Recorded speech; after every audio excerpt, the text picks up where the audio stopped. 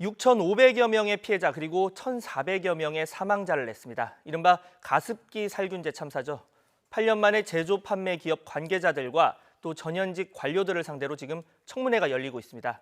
가습기 살균제 원료를 공급한 SK케미칼과 제품을 판매한 애경을 상대로 유해성 부실 검증에 대한 경위 추궁이 이어지고 있는데요.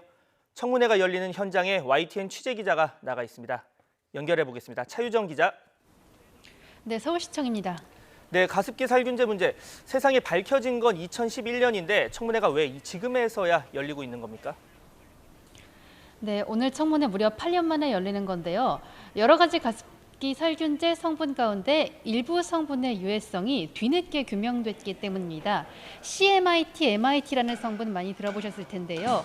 이 성분의 유해성이 뒤늦게 입증돼 이를 원료로 살균제를 만들고 판매한 기업인 SK케미칼과 애경의 과실도 최근에야 검찰 수사를 통해 드러났습니다.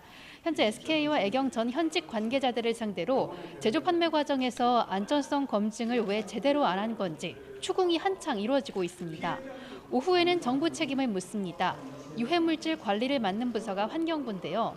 어찌해서 CMIT, MIT에 대한 유해성 심사를 안 해왔던 건지, 공정위는 지난 2016년 이들 기업을 허위 광고 혐의로 고발할 수 있었음에도 지체해 공소시효를 넘기게 된 경위가 뭔지 따져물을 방침입니다. 자, 핵심은 SK와 애경의 책임 여부를 가리는 걸 텐데 지금 청문회에서는 어떤 얘기가 오가고 있습니까? 네, 앞선 오전 10시 반부터 SK케미칼과 애경 등을 상대로 한 청문회가 이제 본격적으로 시작이 됐습니다. SK케미칼, 당시 유공이었는데요. 문제가 된 살균제 원료를 처음 개발한 공급업체입니다. SK케미칼에서 당시 유해성 심사를 제대로 안 했다는 사실은 앞서 검찰 조사를 통해 드러나긴 했습니다. 유해성 실험을 의뢰는 했지만 결과를 받기 전에 판매하고 추가 시험이 필요하다는 경고가 나왔는데도 무시하고 계속 팔았던 겁니다.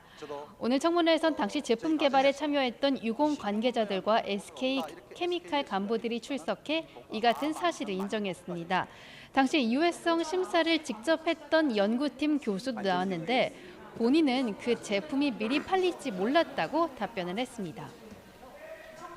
네, 이 밖에 새로 드러난 사실이 있으면 전해주시죠. 네, 이외에도 검찰 수사에 대비하려고 제조기업인 SK와 판매기업 애경이 미리 입을 맞춘 정황으로 보이는 내부 회의록도 조금 전에 공개가 됐습니다. 이 조사위가 애경이 제출한 자료를 공개한 건데요. 참사 터진 직후 2011년 8월부터 SK케미칼과 애경과 첫 미팅을 시작으로 매주 특이사항을 공유하고 핵심 이슈에 대한 대응안을 협의하는 회의체를 운영한다는 내용이 담겨 있었습니다. SK 전직 직원도 비공개로 참석하기도 했는데요.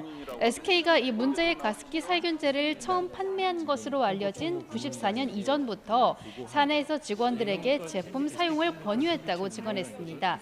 기업들은 가습기 살균 참사 관련한 구체적인 피해 대책이 있느냐는 질문엔 현재 재판이 진행 중인 만큼 성실히 받고 추후 논의하겠다고 밝히기도 했습니다. 자세한 소식 계속 전해드리겠습니다.